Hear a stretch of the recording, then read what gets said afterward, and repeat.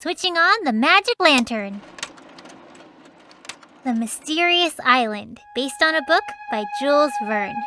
3 brave friends, Joe, John, and George, decided to go up in a hot air balloon. But suddenly, they were caught in a storm and were taken far out to sea. Hot air balloon, big storm, lost at sea.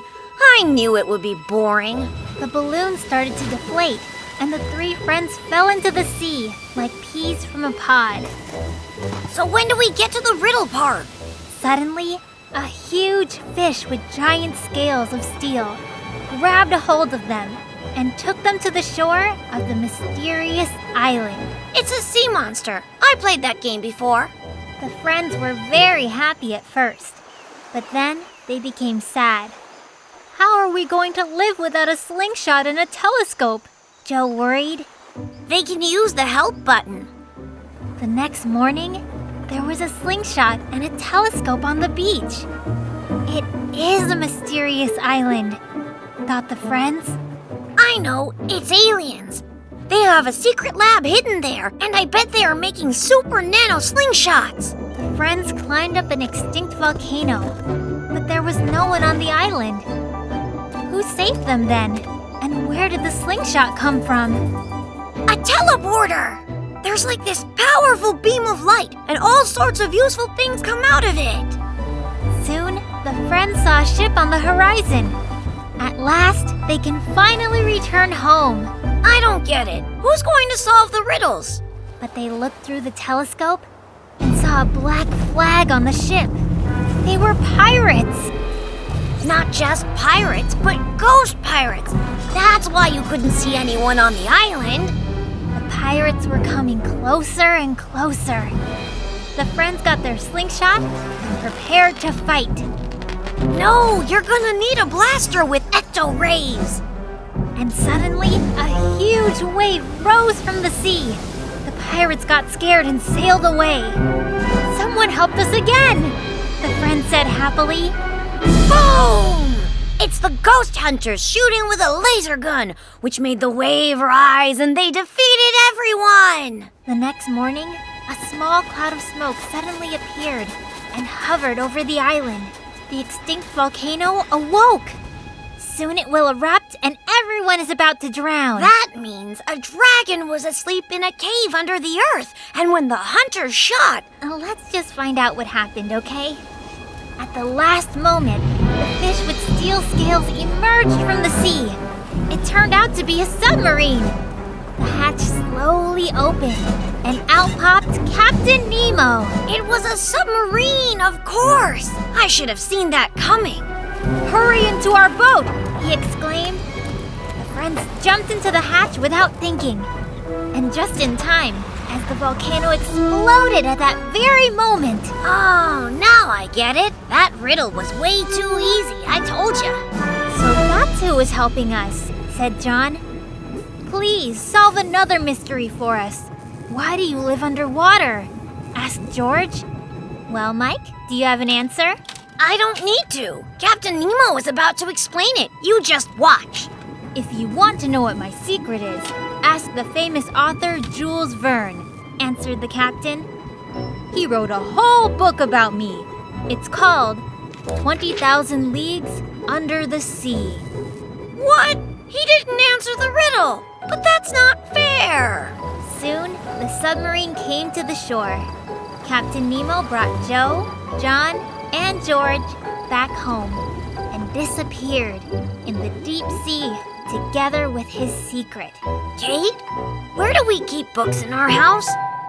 There's a certain book I need in order to solve a riddle. Robin Hood, based on English ballads. Lived comfortably in a treehouse, deep in the heart of Sherwood Forest. Hold on, one question. Can bandits be noble? Robin Hood was a bandit because he stole money from the rich people. And he was noble because he gave the money to poor people. See? He's sly, and they make slideshows about him. I want to do that too. The poor people liked Robin Hood very much. and the rich people couldn't stand him, and especially the greedy and silly sheriff. He is so nasty. The sheriff decided to try and lure Robin Hood out of the forest. I will organize an archery tournament to find the greatest archer. Robin Hood will certainly come and enter that, he thought. You see, the sheriff is just as tricky as you are. Robin Hood was an incredible archer. Every time he aimed at a target, he always hit the bullseye. So as soon as he heard about the tournament, he started packing up for the journey. I am more like Robin Hood. I like shooting at targets too. It's a trap, Robin Hood's friends warned him. The sheriff wants to outwit you. Oh, really? We'll see who outwits who, answered Robin Hood. Archers from all over the kingdom showed up for the tournament. The sheriff was rubbing his hands with excitement. Soon Robin Hood will be here, and I will catch him, he thought happily. And you can be the sheriff then. It's a deal. Then that means I'll be able to catch you. Don't even think about it. The participants were trying over and over again, but no one could hit the bullseye. Where is the best archer of the kingdom? Hasn't Robin Hood arrived? Huh, so where is our brave hero? How come Robin Hood has not shown up? The sheriff was enraged. Robin Hood found out that it was a trap. Good thing that at least the prize, a sack of gold, will be left with me, he thought. Oh, a sack of gold! It's good to be sheriff. But then, a very old lady came forward, wrapped in a shawl. Who is that old lady? Where's Robin Hood? She took a bow and shot into the bullseye. She got it right in the middle. The old lady is the champion! Shouted out the people watching. Now she'll get all the gold. The sheriff had to give the gold to the old lady. Talk about a bad day. The sheriff was miserable. No Robin Hood, no sack of gold. It serves him right. That's what he gets for being mean. And the old lady took the sack, got on her donkey, and rode off, straight to Sherwood Forest. And Robin Hood is going to steal that gold. He is a bandit. Mike, Robin Hood is a noble bandit, and noble people don't steal things from old ladies, you know. On her way, she took off the shawl, and it turned out to be Robin Hood. Yay! I knew it all along. How about that, Sheriff? You were outwitted, weren't you? Robin Hood opened the sack and started passing out the gold to everyone who lived in the forest. And I'd say outsmarted, too. Mike, you can't tease people like that. And once the sheriff found out that Robin Hood fooled him, he kicked himself. All right, Kate. Good story. Can I play a game now? Hey, where's my controller? The controller? I was actually able to hide it from you while you were laughing at the sheriff. Outwitted, outsmarted. You didn't outsmart me. You can keep it for as long as you like. I'm Robin Hood. I share with everyone in the forest. Knights of the Little Round Table, based on a book by Thomas Malory. An old king had a newborn son. His name was Arthur. Everyone was very happy about it, especially the kind wizard, Merlin. Oh, yeah, that's very interesting. I'll try not to fall asleep. Except the evil and jealous witch Morgana was not happy about it. A witch? Really? What is this? A story for babies? The witch Morgana tried to kidnap baby Arthur. But Merlin found out about it and hid Arthur with a family of fishermen. Oh, a family of fishermen. Now we'll see a battle with fishing rods. Whoopee! Arthur grew up and became a good fisherman. But he had no idea who his real father was.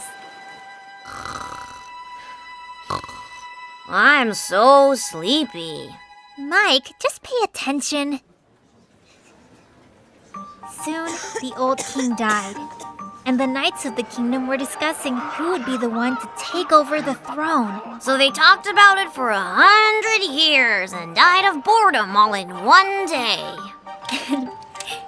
The wizard Merlin gathered all of the knights together and showed them a stone with a majestic sword stuck in it.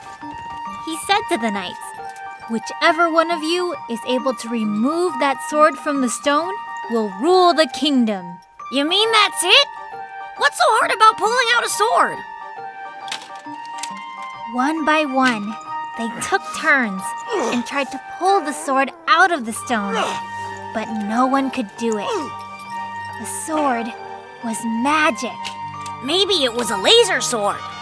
Then, the knights decided to hold a tournament, and the winner of the tournament would become king. Hey, what about the sword? It's not fair. All the inhabitants of the legendary kingdom came to the tournament. Arthur also came to sell fish there. Kate, but Arthur is the one. He's the son of the king. He just doesn't know it yet. The tournament lasted very long, and Arthur got bored and went for a walk. Suddenly, he saw a beautiful sword that was stuck in a stone. Come on, get it! Arthur grabbed the handle of the sword and took it out like a knife out of butter.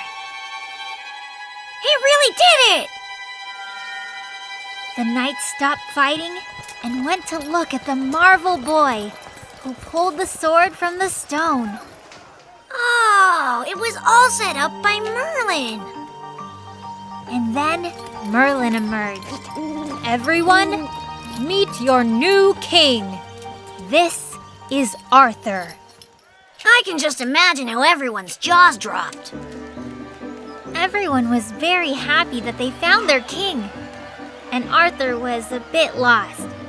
He only knew how to catch fish. I could have taught him.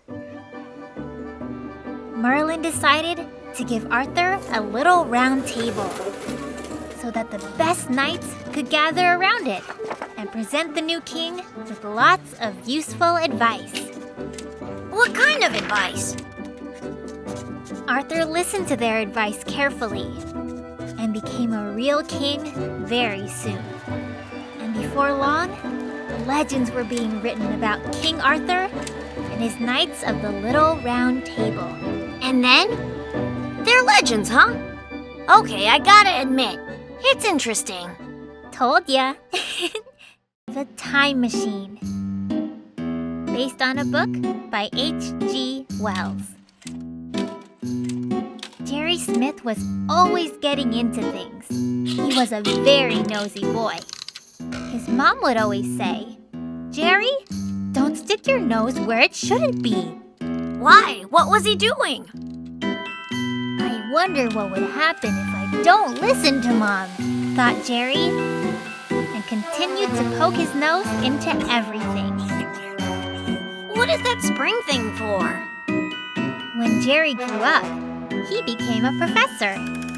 Very respected, but very nosy. How does that machine work anyway? I wonder what it would be like in 100 years, thought Jerry. And he invented a time machine.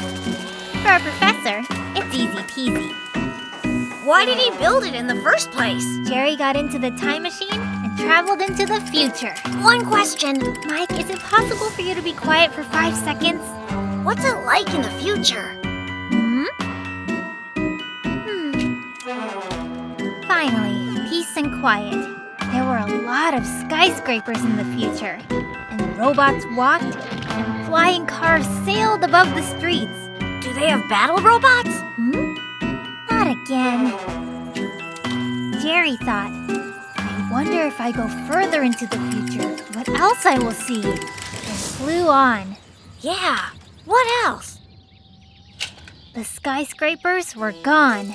Instead, there were very big flowers and really deep wells. What are the wells for?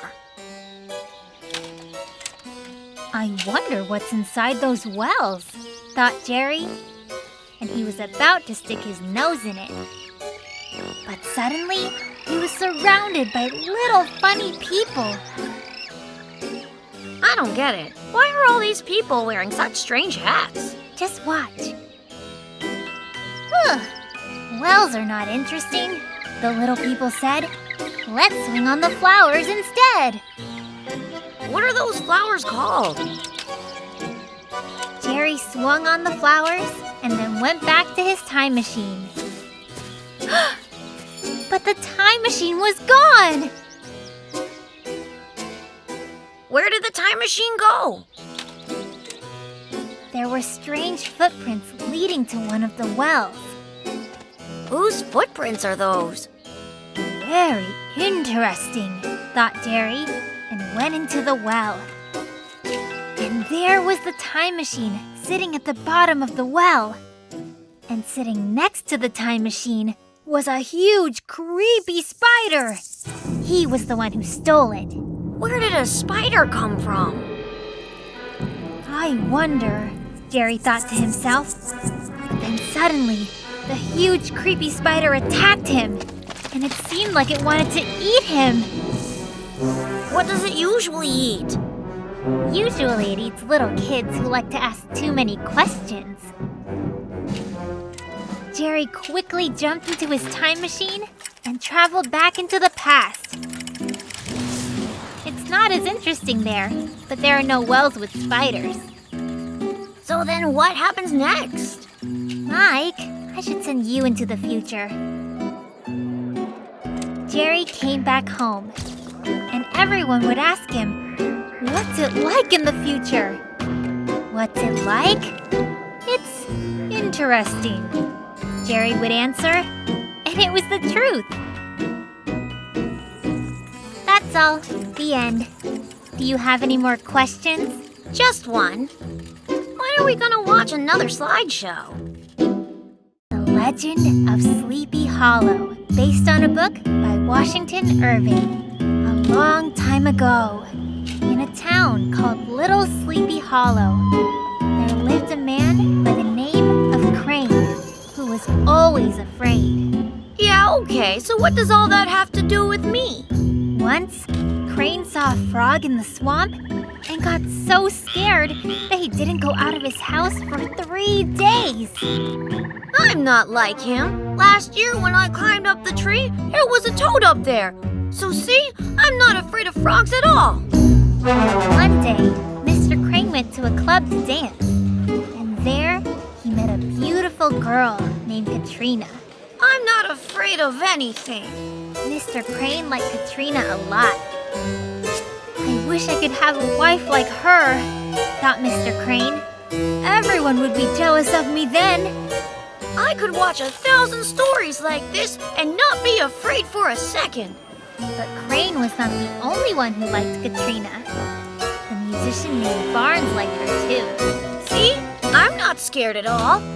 So Mr. Crane began bragging that he was the bravest man in all of Little Sleepy Hollow. He did it so that Katrina would like him. Hey Mike, is your last name Crane by any chance? So Mr. Crane told everybody that one day, while he was walking along a trail, he saw a horseman who didn't have a head, but he was not afraid. That's how much he lied. What do you mean he didn't have a head? You are so brave, Mr. Crane, said Katrina. Well, are you scared yet? Me? Never. But the musician Barnes did not believe Crane. I kind of don't believe you either, Mike. Soon, the dance was over, and Mr. Crane went back to his house. Why are the trees so scary like that? I mean, black. Suddenly, Mr. Crane saw a horseman. The horseman had his head not on his neck where it's supposed to be, but in his hand. And his eyes were glowing brightly as if they were burning. That's enough, Kate. Turn it off.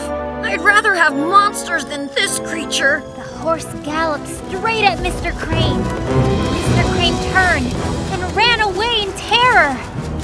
Turn it off, I'm telling you. I'm not gonna be able to sleep for a week. Suddenly, the horseman rose on his saddle and threw his head right at Mr. Crane. Okay, you're not a crybaby. You're not. I don't want to watch anymore. Don't worry about it, Mike. The scariest part is over now, okay?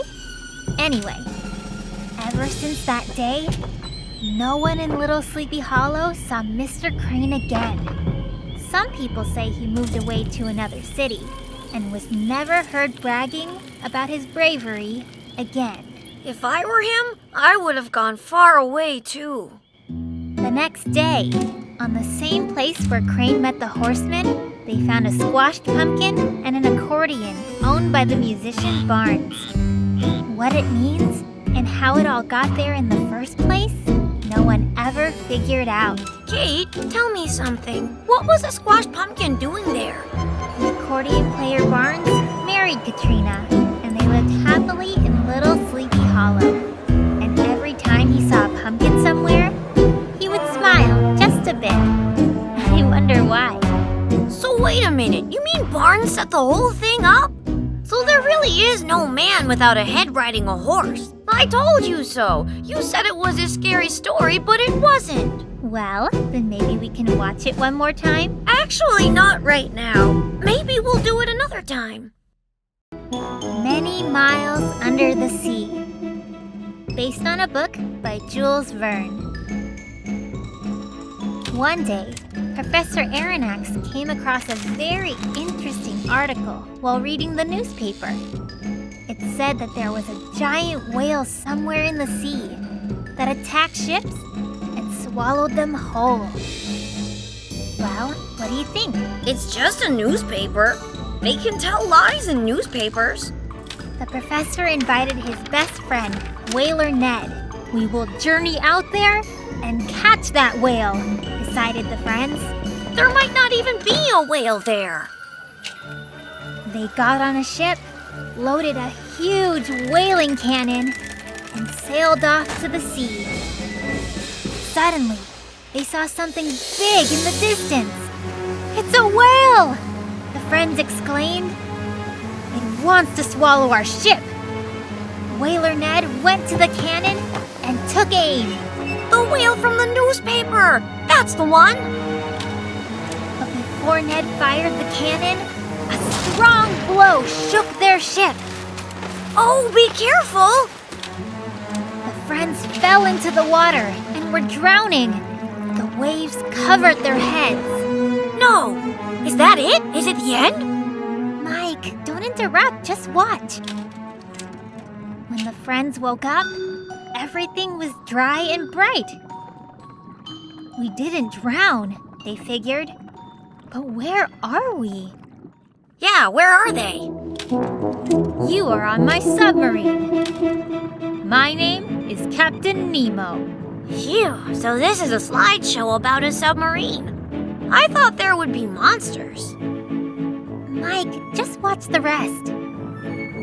Let us go at once, said the friends. But you are not prisoners, replied Nemo. Your ship collided with my submarine by accident, and I was able to save you. Would either of you care for some tea? He's kind, isn't he? If you're so friendly, why do you need the cannon? Aren't cannons used for attacking ships? Why do they need the cannon, Kate? Just watch. Suddenly, a giant octopus attacked the submarine and started dragging it down all the way to the bottom of the sea. That's some monster! Friends got very scared, but Captain Nemo fired at the octopus, and the octopus swam away scared. Good for you, Captain Nemo. I would sure want to have him on my team. But would he want you? The friends were very happy that Nemo's ship was not swallowed. And Nemo made tea for them and showed them all the beautiful things the deep sea has to offer. Wow, that's so amazing! And he even told them where some long-lost treasures from sunken ships were. That's That's awesome! He's great! And then he took them right home. The friends said goodbye to Captain Nemo and were very happy to have met him. Did they find any treasures? Mike, friendship is the real treasure. Don't you get the message of the story? And what about gold and diamonds? Aren't they real? Professor Aronnax wrote an interesting book about all their adventures. And then he decided to measure how many miles they sailed under the sea and found out that they had sailed a lot. So, he named his book So Many Miles Under the Sea. Kate, do we have that book here? Sure, of course we do. Will you read it to me? So, you really liked it? Well, yeah, sure, but I was wondering if Captain Nemo gave them all the treasures, or maybe there's a couple left. In Search of the Castaways, based on a book by Jules Verne.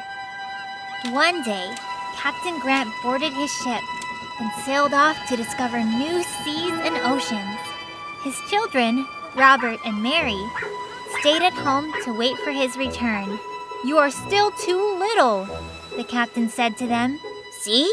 They don't do anything. They just stay home. I can stay home like that too.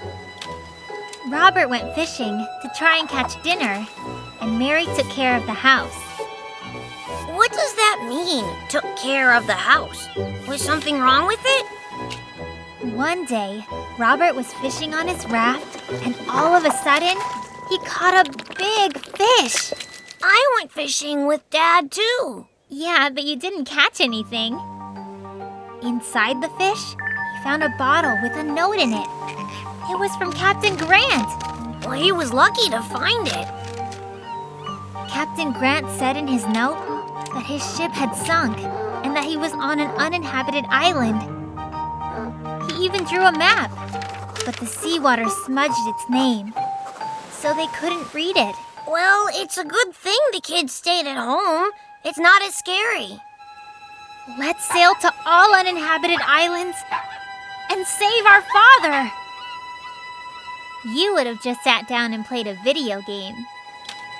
Robert and Mary got on their raft and sailed to the nearest uninhabited island. They are really brave. I would have done that too, if I had a raft. Suddenly, pirates surrounded them. "Give up! We're taking all the boys and girls as our prisoners." What do you think you'd do at that moment, Mike? Me? I would... But Robert didn't lose his head. He showed a hunting gun to the pirates. "Do you see what I have right here?"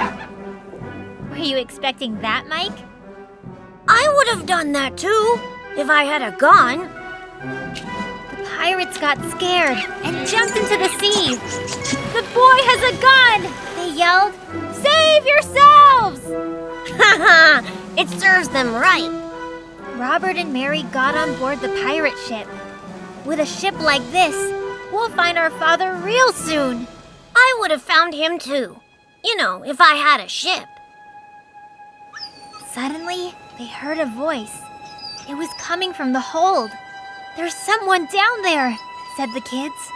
Wow, I guess not all the pirates ran away. It was little Bimbo.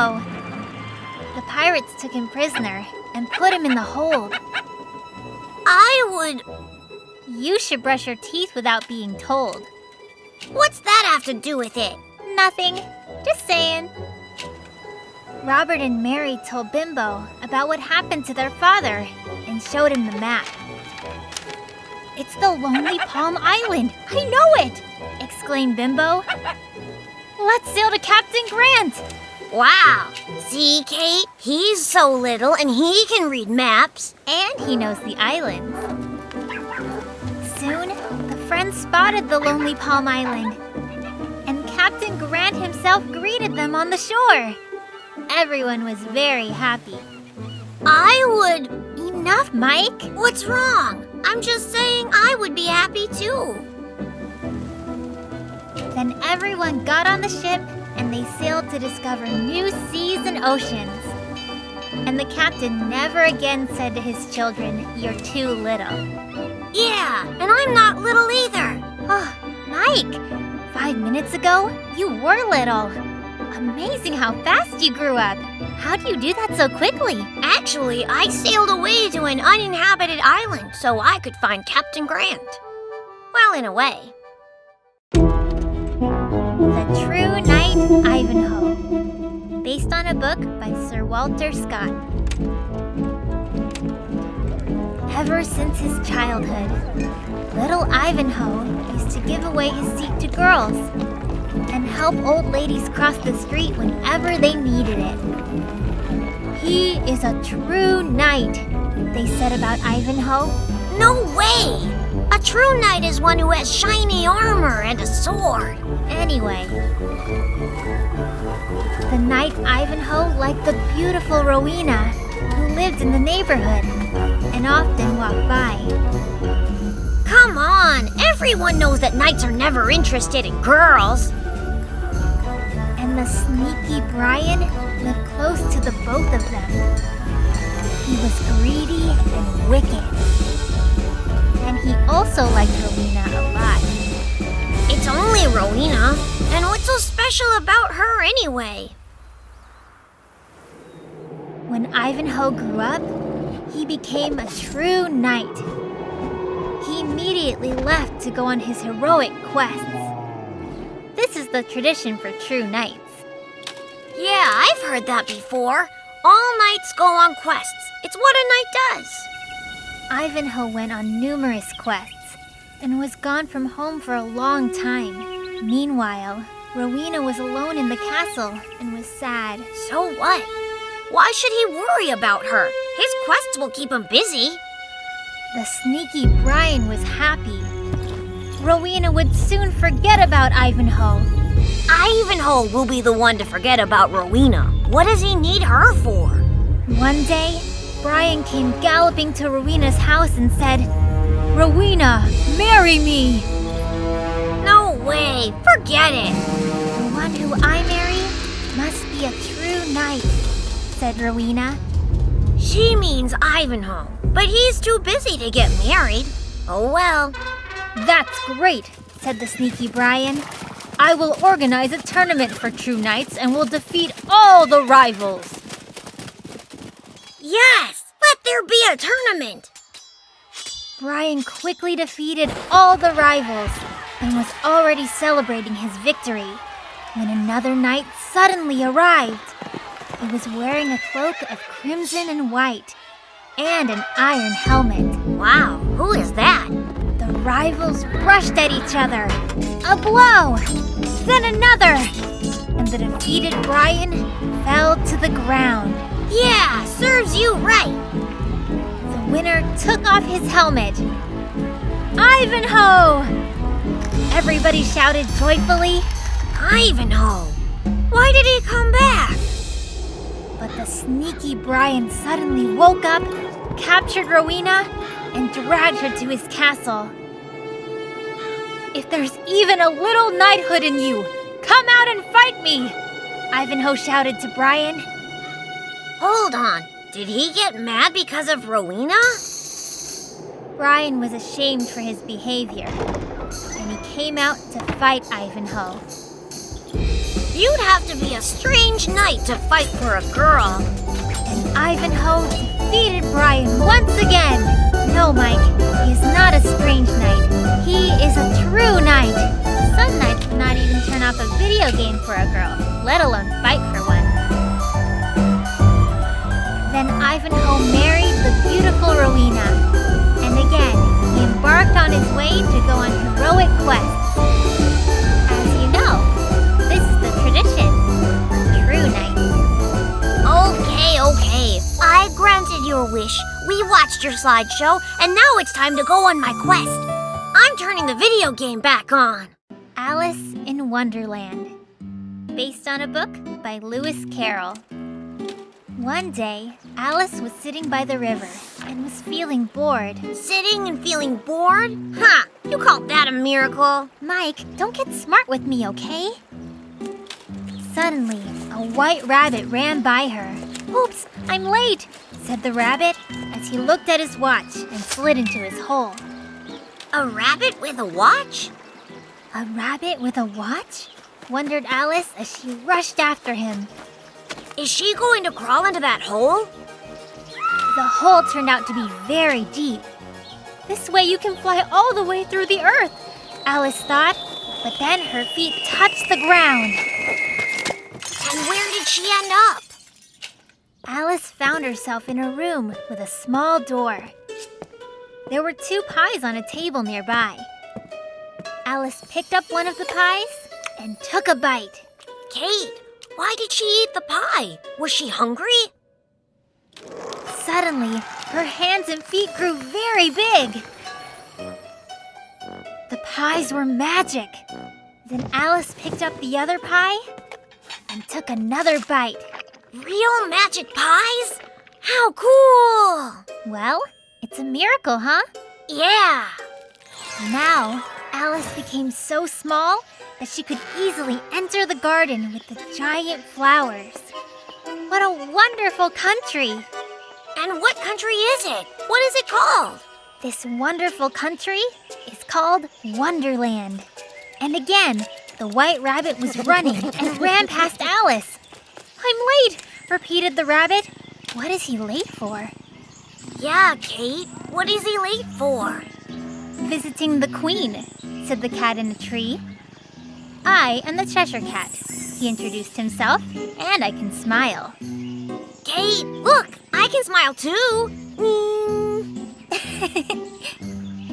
And I can also disappear, said the cat as he disappeared, leaving only his smile behind. More and more wonderful, thought Alice.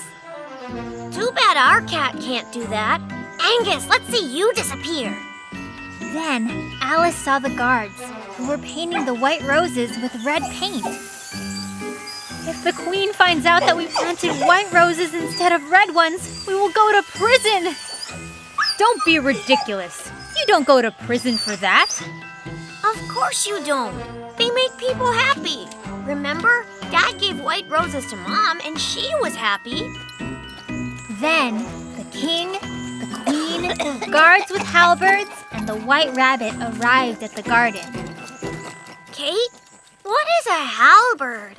It's a kind of axe. Now keep watching.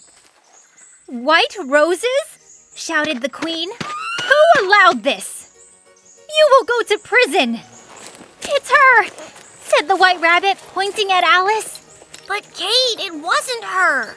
No, it wasn't me, said Alice, waving her hands. But the guards surrounded her. It wasn't her. Alice started waving her hands faster. The wind made the guards fly and spin in the air. Your paper drawings, Alice guessed. Wait a second, they're not real? Then Alice realized that she was sitting under a tree and waving away the falling leaves.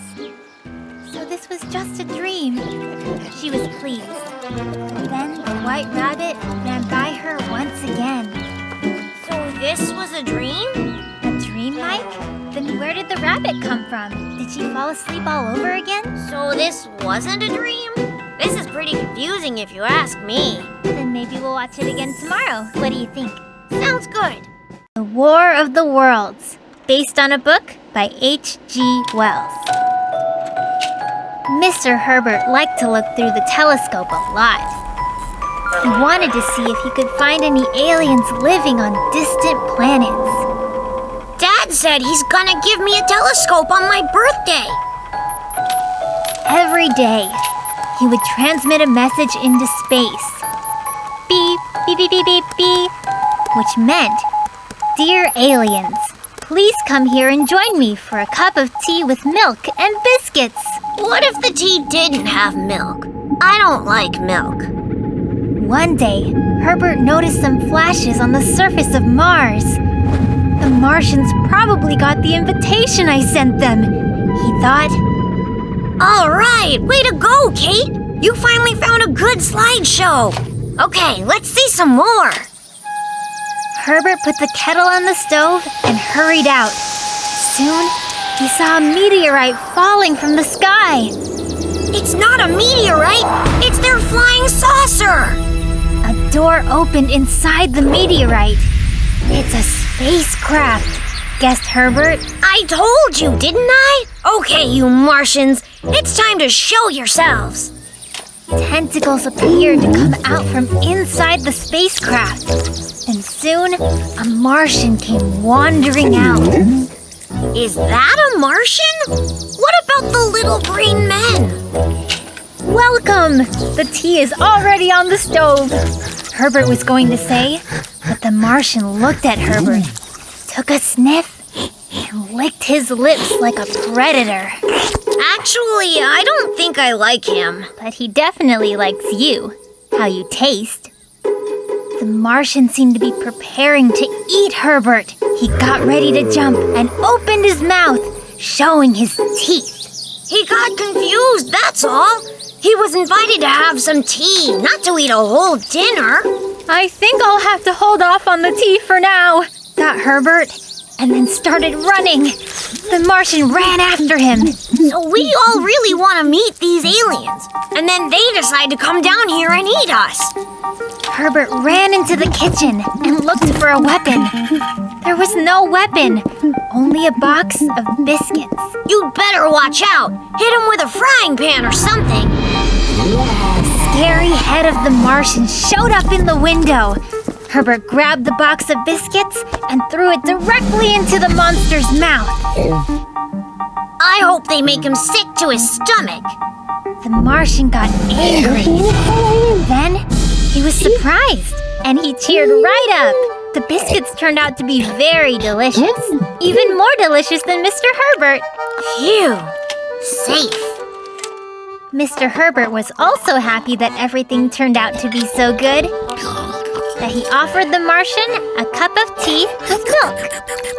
He shouldn't offer him such a disgusting drink, or he'll make the Martian angry. While having the third cup, the Martian and Herbert became friends. Sure they did. One friend wants to eat up the other one. Like that would happen. Herbert asked the Martian to go back home and gave him 3 boxes of biscuits for his journey. The Martian happily agreed. I would have given him more than that. Even the telescope that Dad said he's going to give me on my birthday. Then how are you planning on looking for aliens without using a telescope? No more aliens for me. From that point onward, Mr. Herbert never sent any signals to space. You never know who would actually show up. Instead, he wrote books about Martians, and he did that very well. I'm gonna write a book too. Except in my book, Martians will definitely be very friendly little green men who don't want to eat people.